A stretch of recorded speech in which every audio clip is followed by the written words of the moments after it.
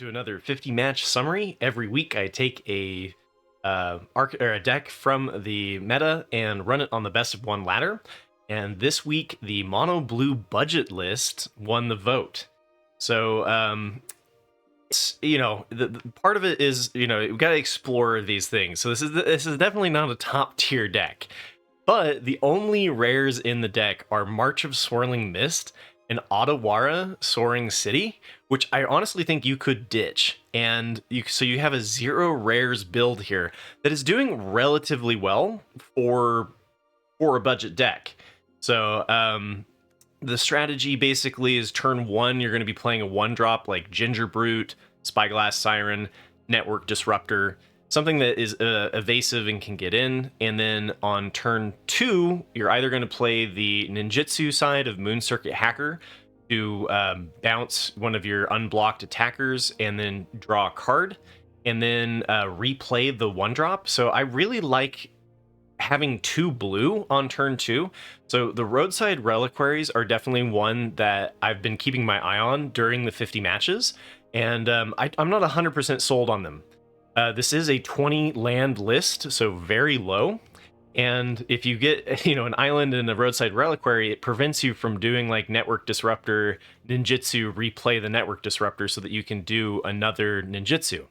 The other thing that you do sometimes on turn 2 is, instead of the Moon Circuit Hacker and replaying it, is playing Prosperous Thief with the Ninjutsu of 2, which when it deals damage to a player, you create a treasure token. And this allows you, it does several things for the deck. One, it allows you to play a lower land count and kind of cheat your way to land 3, but it also gives you treasure tokens that you can animate with either Unctus's Retrofitter or with Zoetic Glyph.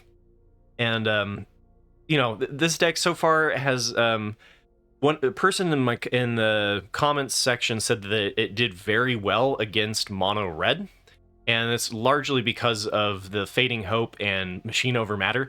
I have not been doing very well against mono red, and part of it is just like that. Like, the deck is a little bit inconsistent. It's still in its like early stages, and if you get the right cards, you totally beat mono red. If you don't get the right cards, then it's just a slaughter.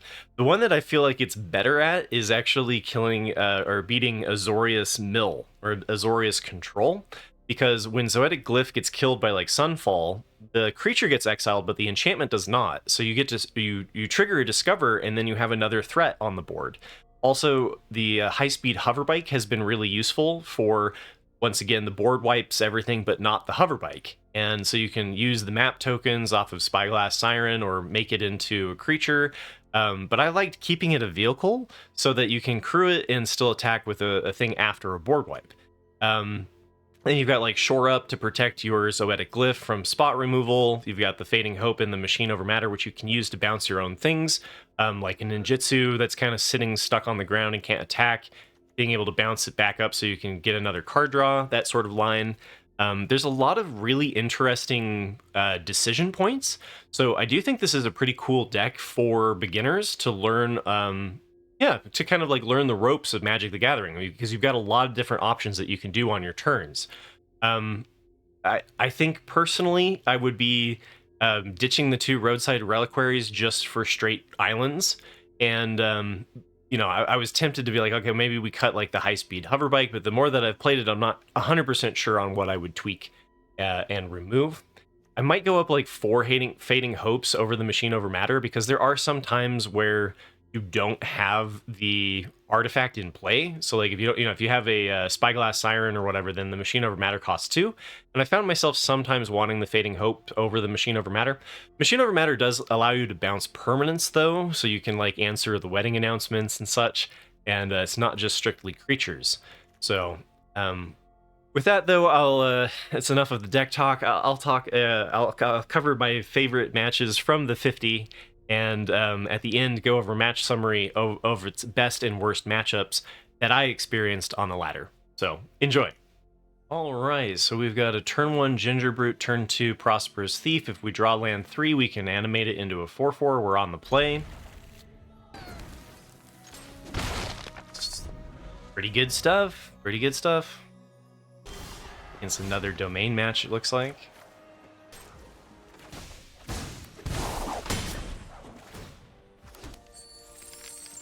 So I'm not going to play out the Ginger Brute there with the treasure because we want to play the land into the Retrofitter. Get ourselves a Rona. Okay, so not domain. Like the 4-color legends or something. Still going to be able to attack nicely into this. Don't block, then we get another treasure that we can make into a 4/4 with the Retrofitter. And we're setting up a nice little bounce here, or we got March of Swirling Mist or Fading Hope. Might be able to just eliminate their entire board. This is what I mean, like, the deck really needs to hit land 3, and so 20 lands might be cutting it a little bit close. This is looking like a slaughter. We have 9 damage on the board. All we have to do is double bounce them, which is why the March of Swirling Mist is nice. Don't think there's much that they can do here, so I'm just going to go with the X equals 2. We can, like, discard the Fading Hope from our hand if we want to, but in case they have some sort of answer, I'm just going to go with this. Should be game. Bye-bye. Beat the 5-color legends, or 4-color legends. Alright, we're on the play. We have 2 lands. These are all good things. We don't have a ninjutsu. We have 2 bounces and a shore up. So probably mulligan this if I was like really invested in winning the match, because we need to draw into our ninjutsu. See if a lone network disruptor can get it done. Green, evolving adaptive. Okay. Hey, look at that. Okay, so this is what I was talking about at the beginning. So Roadside Reliquary here, which honestly I haven't popped very often for anything. This is kind of awkward because now I can't replay my Network Disruptor. I shouldn't have played the Reliquary in case we draw the island. That was a mistake on my part. Now, being able to replay the Network Disruptor means that I can't play my Prosperous Thief, even though we're stuck on 2 lands.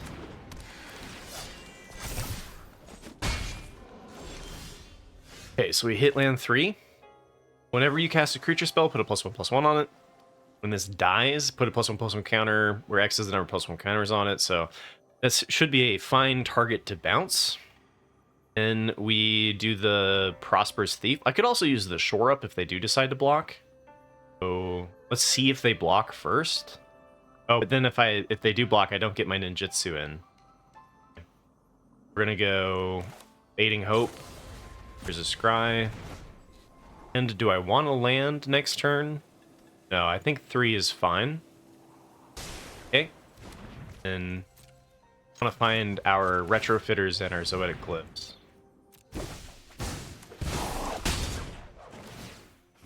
Yeah, so we want to keep a hold of that instead of playing the Network Disruptor. This turn we can do the Machine over Matter. We can play the Network Disruptor to make it cheaper. Looking like the red-green, like, Modify deck. So this is untap it. We might actually be able to eat their Evolving Adaptive here. That's pretty damn tempting. So I'm going to go for it. Since we don't have anything to do with our treasure at the moment anyway. Okay, so then we've got Network Disruptor that they have to chump with the it's pretty good. And then we can draw Circuit Hacker. We've got Bounce for when Teething Wormlet gets out of hand. Okay. An artifact enters Death Touch as long as you control 3 or more artifacts. Nothing about gaining life. An artifact enters the battlefield under your control, you gain 1 life. Okay. We could just bounce this, but then I'm not playing anything, so I think I'd rather just play the Moon Circuit Hacker and let them have the 3/3. Next turn, we're just going to bounce something. You know, tap and bounce. It's kind of fun. This is the first time that I've played it where we didn't actually have the Zoetic Glyph or the Retrofitter, where the deck feels like it's doing okay. Oh, that's a fun little combo. That's if they block the Prosperous Thief, I can trade with the Sentinel. I can bounce the Teething Wormlet. Bounce both. They are stuck on mana. And then we can use the, like, trade later. So I think I'm just going to go for bouncing both here. Notably, Reliquary is potentially a draw 2 here. I want to find our 3-drop threats, which are just non-existent right now. And then I'm going to loot here. There we go. We got the Unctus's Retrofitter. So now we have to decide between Shore Up and Network Disruptor. And I don't think there's a lot of threats. I think they're just going to replay the Sentinel and have a 3/4, which will work nicely with the Retrofitter. And if we draw a land, then we can tap it, which I think I like more than the Shore Up. I'm going to ditch the Shore Up here. Maybe we top deck a land. And we're dealing 10 damage to them and we're 1 damage shy. Going from... Oh, look at that. Okay. Going for multiple blockers. And we did hit the land. Okay, so which one of these things do we want to have die? 3/3 or toughness greater. I think I want the Beast Caller to die. Let's tap that. Tap the Evolving Adaptive. And could also make the Network Disruptor to a 4/4 flyer.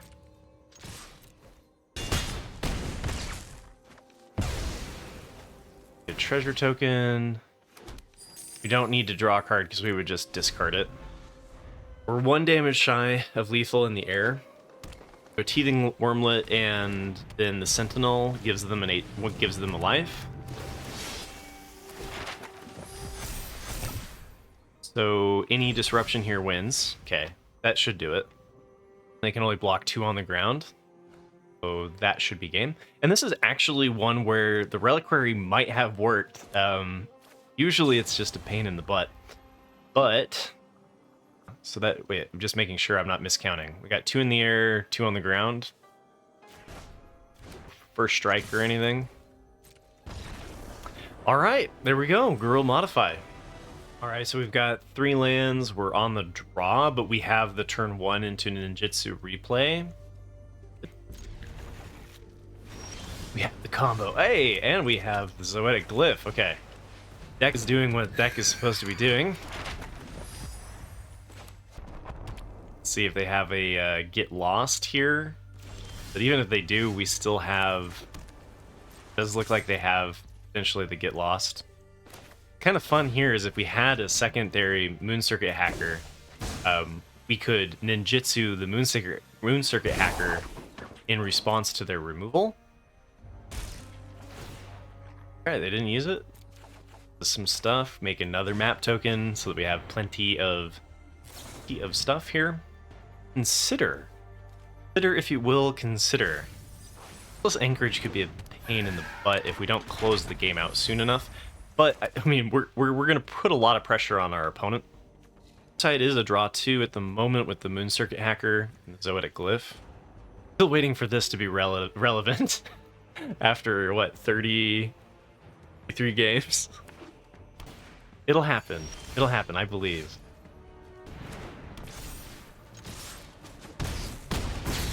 No priority there. Interesting. Keep the Reliquary in hopes that it does something useful?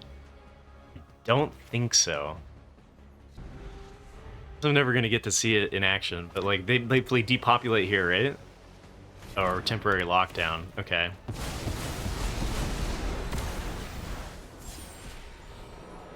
Alright, well, it's a threat. It's not a great threat, but it is one. Should tap their land. Okay, Unctus's Retrofitter... punished for discarding the Reliquary for sure.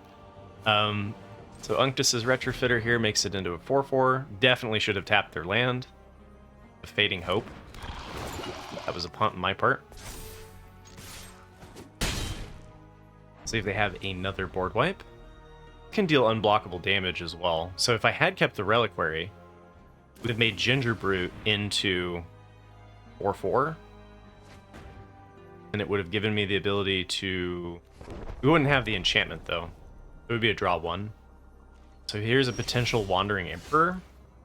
Ooh, and a Mega Punished, right? So if I hadn't done that, I could go Zoetic Glyph. We can attack here with the Shore Up though. At least like threaten lethal here with the Ginger Brute. I think this is going to be a Wandering Emperor or a Get Lost. So I mean, this deck just absolutely destroys control. Interesting. Okay. There's 5 HP. Not dead. 5 damage.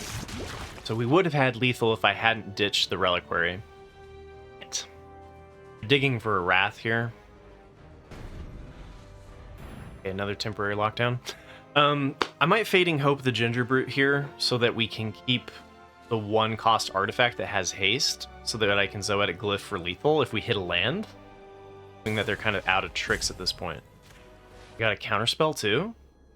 Oh, cool. All right. No, I mean, I could. Second, so I can temporary lockdown. I could hit their temporary lockdown with Machine Over Matter. Spyglass Siren in here. I can get the Ginger Brute back anyway. Tapped out. I think I'm going to be... Oh no, the Retrofitter doesn't go anywhere. Okay. Okay, so... Try again. I can get back this, which gives me a Ginger Brute and Network Disruptor if I bounce the temporary lockdown. Then that gives me 2 mana, so I can't do the Zoetic Glyph. I think I want that because then I get in for 3 damage. If I had gotten the Retrofitter, we'd actually deal more damage. Then they just replay it. If they replay it, that's okay for us, right?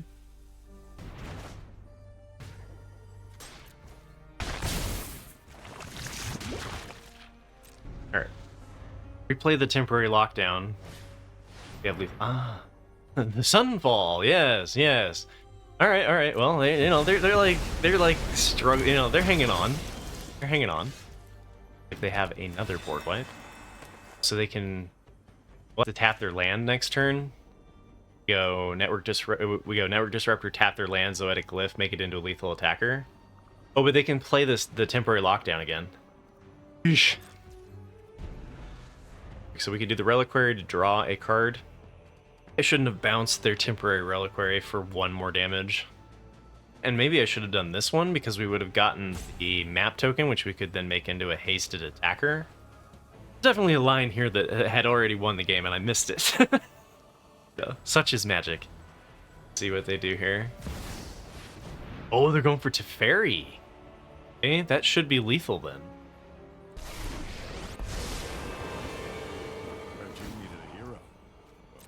Okay. Much to consider. Hit a land. We're gonna keep shore up here in case they have some sort of trick, but I believe we just won.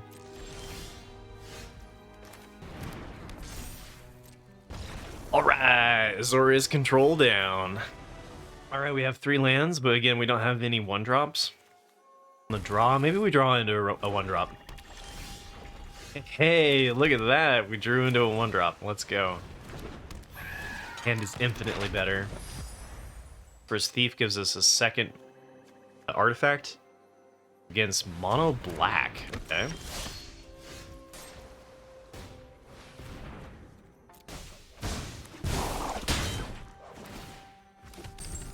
Okay, so we've got 2 artifacts online. We've got 3 lands in hand.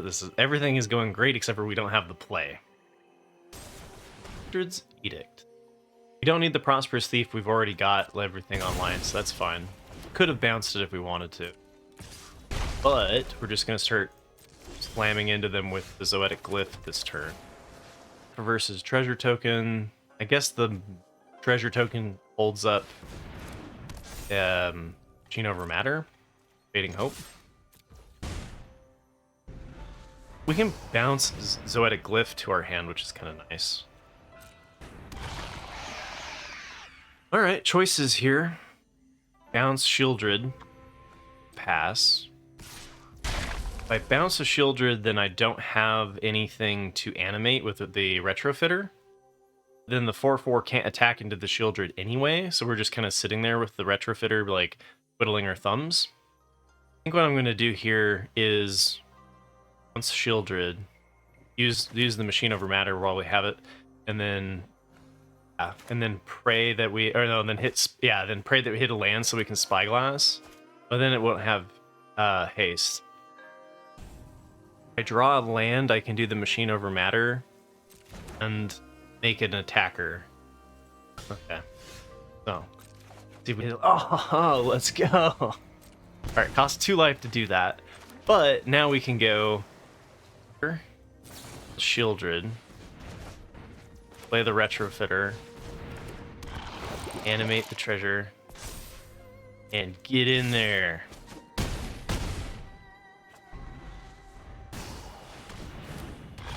So they could have a cut down for retro. Okay, 2 blockers. They could have had a cut down for Retrofitter.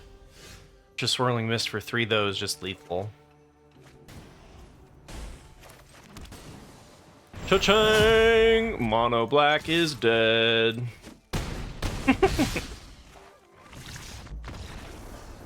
Alright, we have the turn 1, but we don't have a ninja. Land, we still have the Zoetic Glyph, and then we have some disruption.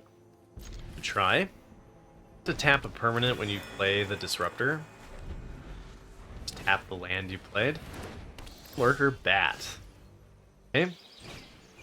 So what's running Rune Lurker Bat?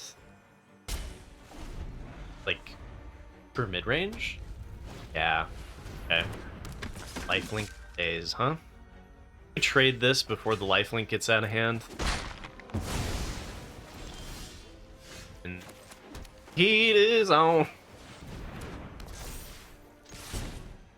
Regain life, which is going to affect the clock. We don't have removal. There's a chance. Removal, we're kind of just screwed. Unctus hit Retrofitter. Come on, baby. Well, now we have no creatures. Spyglass was a good hit. Right, we don't want them to have the Gumdrop Poisoner plus this combo. What we're gonna do here is we're gonna crew, pop a map token on our vehicle. First Thief, we're past that point. We need Retrofitters and Zoetic Glyphs. And Fading Hope versus Machine Over Matter. I'm gonna go with the Fading Hope. Dinnick. We get a scry out of it. Oh, the Prosperous Thieves might actually be worth keeping because we do get to ninjutsu them with the Spyglass Siren. Maybe putting those 2 threats down was wrong. Okay, I'm okay with this. In fact, so we can pop the Reliquary for a draw 1.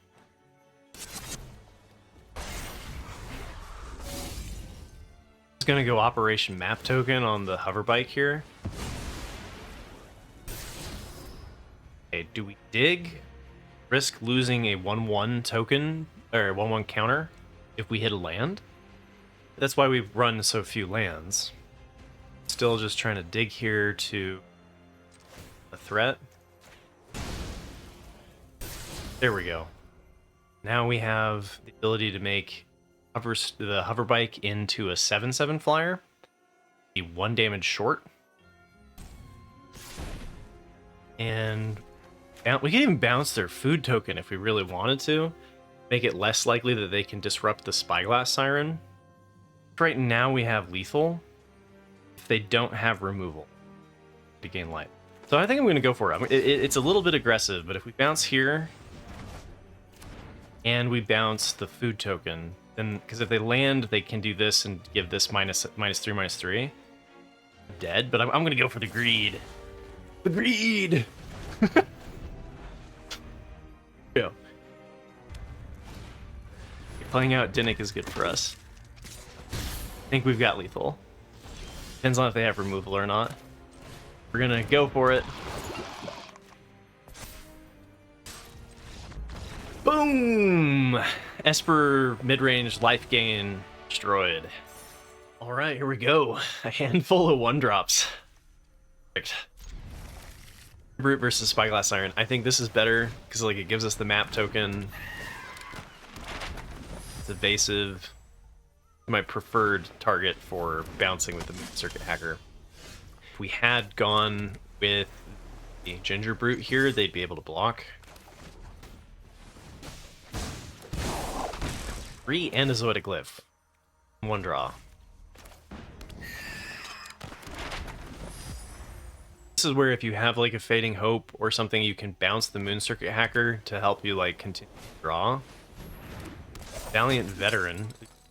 This is the Mono White Soldiers, maybe? Hey. Unleash the Hounds of Hell. Discard an island here. Not great, but like we could go for the map tokens as well. I think let's just go with tap. Damage either way, so I'd rather have the threats on the board.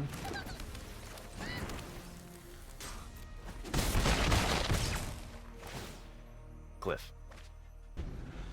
First Thief we can use to loop the Spyglass Siren. Brutal Cathar, and they get rid of the Moon Circuit Hacker. Ask yourself, the Lost Leader, are you the beatdown? Yeah. Alright, Brutal Cathar. They get rid of. I think getting rid of a flyer is smart. And the Network Disruptor is a potential 5/4 if they know the deck. I'm in for 5. Get rid of the Moon Circuit Hacker, okay. Live with that. I think we might not be the beatdown. Really need to draw into answer here.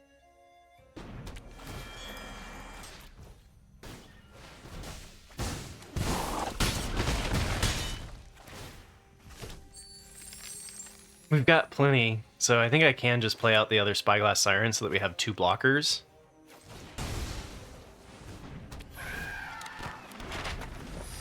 It's also 3 damage in the air. Damage unblockable with the Ginger Brute. You have to activate him. We have 8 damage right now on board.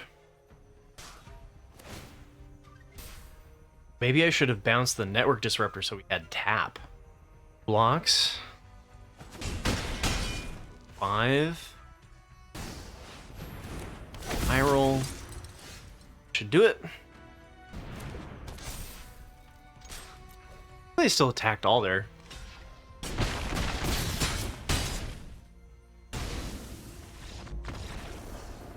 Feels good beating mono white, which is like rare dot deck. And we have like all commons and uncommons. Get salty. All right, we've got our enablers. We just have to find our threats. Find the Moon Circuit Hacker.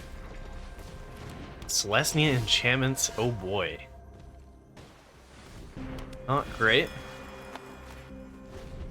Could have done the Ginger Brute because they're not likely to block it, but I'm worried that they play Kami here or a Jukai Naturalist, and then we can't attack with the Ginger Brute. Weaver of Harmony counts too. Alright. The heat is on! On Zoetic Glyph. March of Swirling Mist here might be absolutely critical.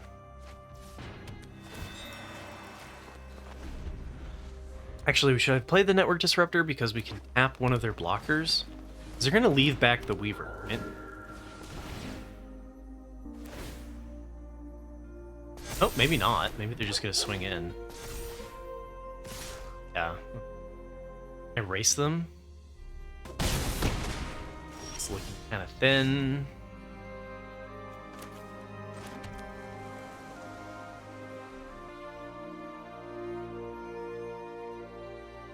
Esper's Thief on the Network Disruptor. I think I'm fine trading the Moon Circuit Hacker here. Be careful not to die, because they have to deal. They're at 9. Deal 9 damage to us. We're at 3 HP. With the tapping on their turn, but I think I like that if they have a big Trampler.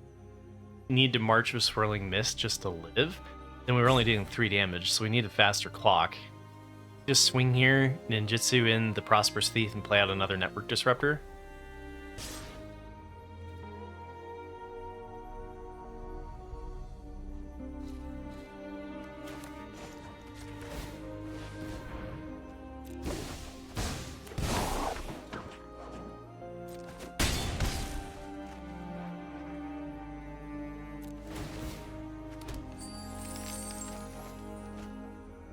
Alright. We have way too many 1-drops. Ginger Brute could be unblockable damage. Am I holding up March of the Swirling Mist? March of the Swirling Mist wants more creatures. We could do the high-speed hover bike to tap their thing. We need to slow them down. I'm gonna go for a chump blocker. Get rid of one Ginger Brute here. That this is enough to live. Get rid of the Ginger Brute because of March. Okay, so we could do March of Swirling Mist and discard 2. Start of the opponent's next turn. So if we phase out their board, we'd be able to hit them for 6, put them to 7. Not quite lethal. Tommy. Audacity.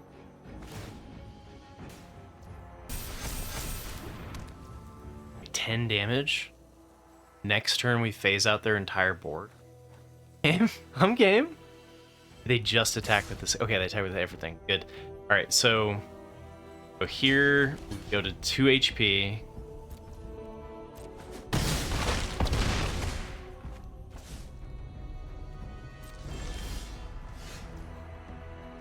Yeah, I need one more land.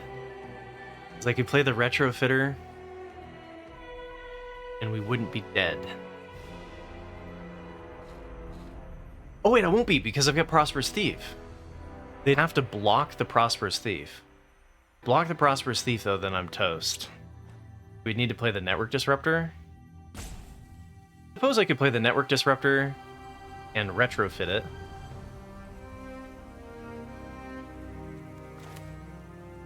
Okay, we're getting squirrely. Network Disruptor, tap Kami.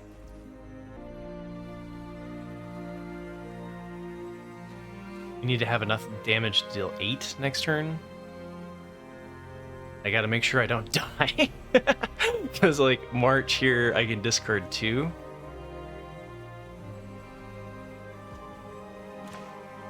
This doesn't change the combat math now, so I can just attack.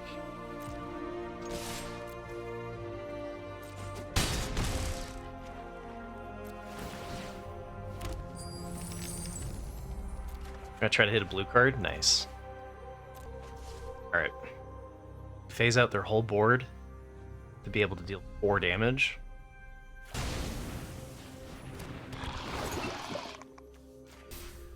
Hey, March of Swirling Mist, carry us home. Don't accidentally pass to attackers, right? Justification. We saved them. See what they ossify. The Network Disruptor. Okay, so that's. We have the Spyglass Siren. We have to hit a +1 counter. Interestingly, they decided to go for this, not the Retrofitter. It equals 6. Discard hand. Can I leave something behind?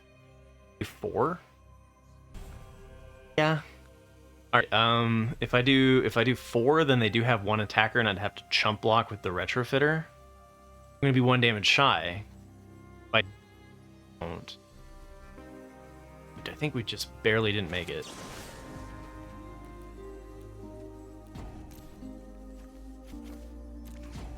Try to draw into an answer.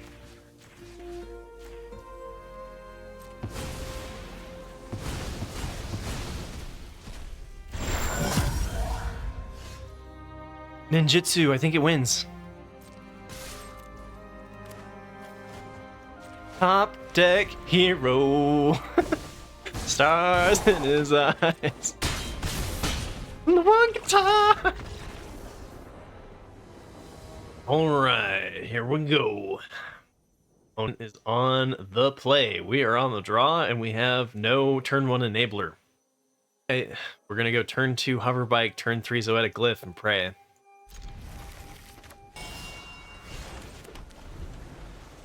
Domain this morning.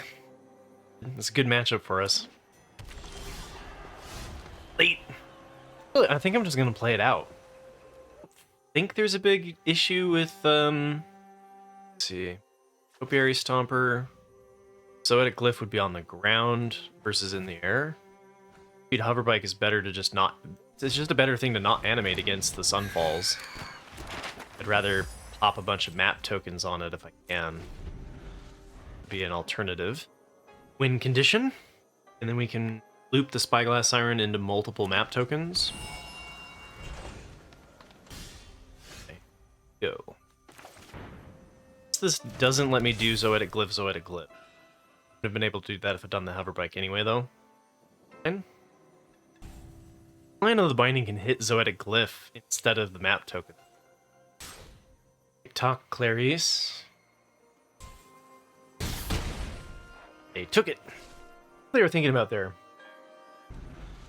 So, let's see here. So what we do, let's think about our turn. This turn, we're going to ninjutsu the Spyglass Siren, the Hacker, replay the Spyglass Siren, have 2 mana up so we can flash in the high-speed hover bike at the end of their turn. We got a lot of options.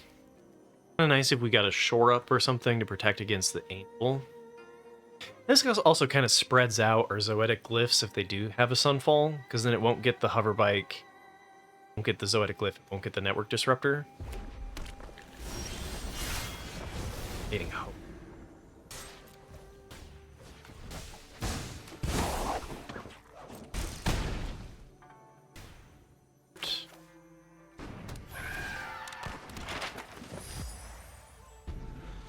Looking pretty good, right? I mean, like, they slam an Atraxa, we can Fading Hope it, or tap it with Network Disruptor. I have a Tolly. Sunfall. Sunfall's okay. I go Pure Brute, Zoetic Glyph. I had one more ability to... one more land, then we could do the Network Disruptor and hit him for lethal. We might hit that off with the Zoetic Glyph. Something that can crew the hover bike. That counts. Zoetic Glyphs, no problem.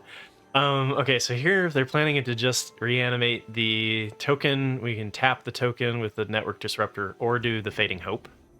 Can only tap 2 creatures, so we can't tap the token. I'm gonna flash it in though. They could have the Leyline. Network Disruptor here. Have the Leyline.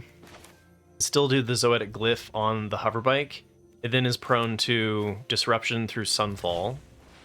But let's try to tap their blocker and see if that was their game plan. So it's at least a potential lethal line.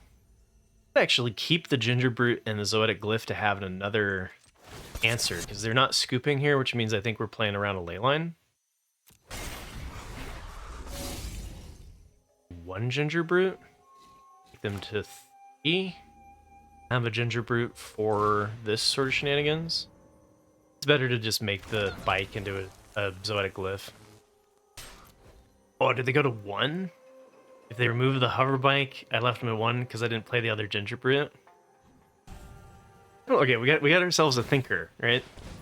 Oh, okay. Bird Migration. Dead yet? They play an Archangel. 6 HP, that would probably be the worst for us.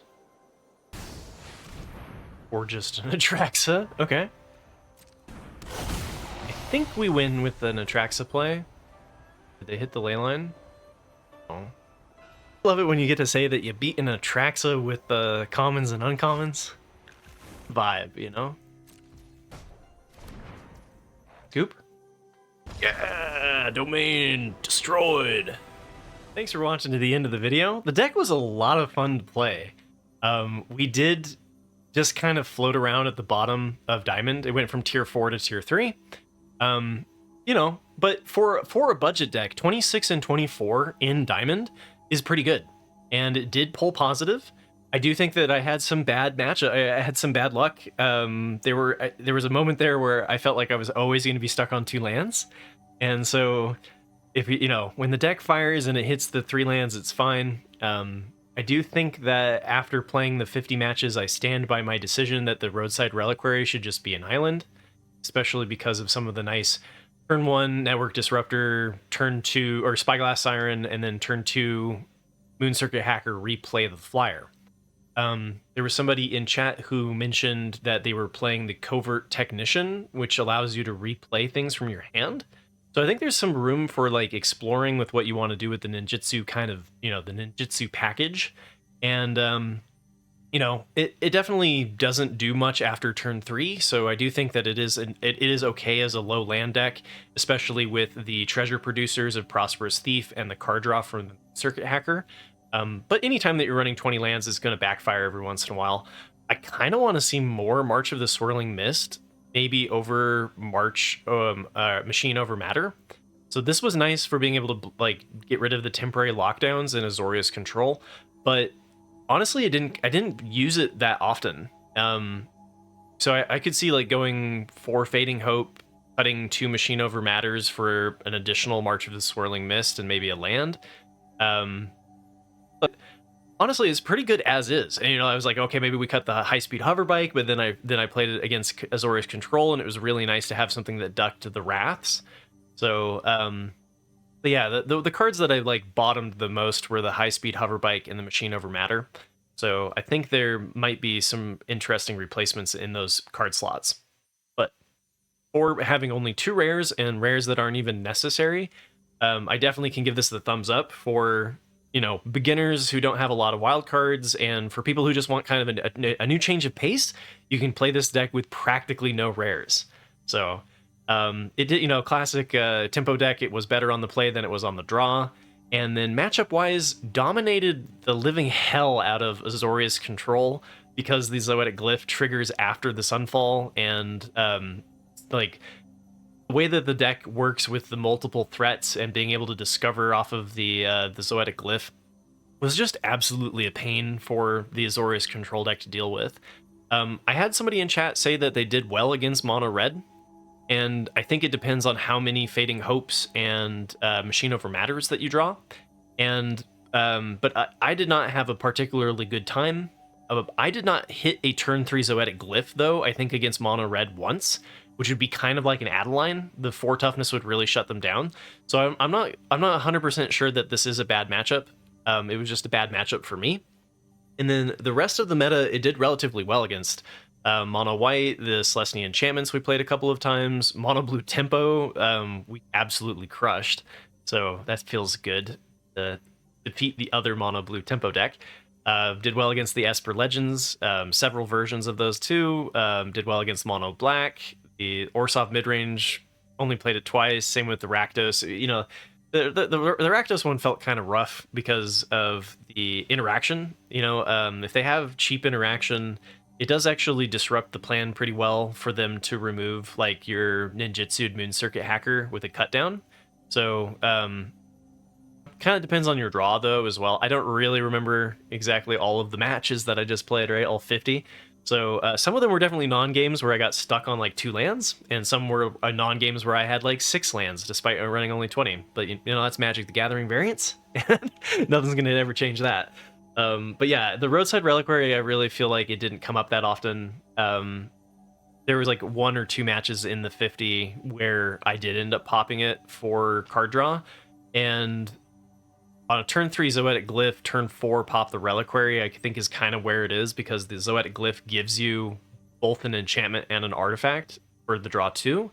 But other times it just becomes an awkward card, and I think I would run them, if you're going to run the roadside Reliquaries, I'd run them as the 21st and 22nd land. Maybe over the, like I talked about, the taking out the Machine over Matters and bumping Fading Hopes up to 4. So there's room to tweak this a little bit, but as is, it worked well enough, right? I mean, I think that you could grind this, albeit it would be not a tier 1 deck, but you could take this all the way to Mythic, especially because, like I said, I think some of these early matches I got kind of unlucky getting stuck on 2 lands. You are going to have to mulligan, though. There are going to be hands where you have a 1-lander and you just have to like mulligan until you have 2, and then it's also dependent on having the 1-drops on turn 1. So there's a little inconsistency in the deck, but overall, for a budget deck, it gets the thumb of approval. So, yeah, hope you enjoyed. Remember to hit like and subscribe if you like this sort of thing. I do one every week. Every Sunday will be a meta review, and I will also put up a poll for what the next archetype should be.